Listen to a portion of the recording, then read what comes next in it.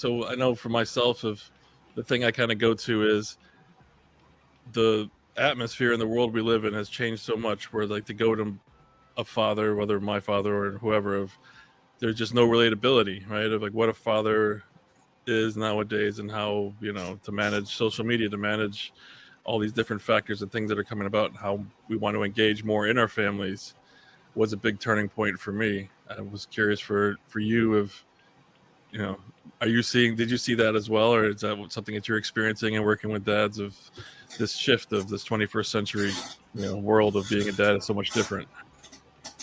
Absolutely. I think it's different, but it's so different on lots of different ways based on the context. Or,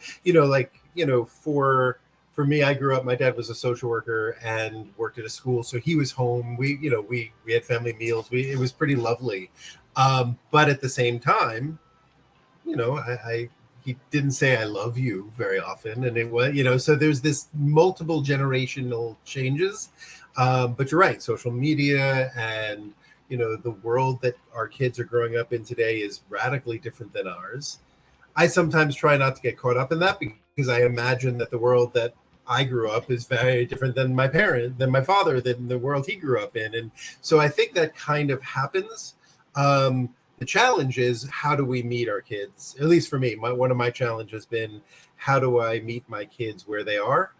And also, um, help support dads to find that as well. I'm not going to remember the exact statistic, but it's a high one.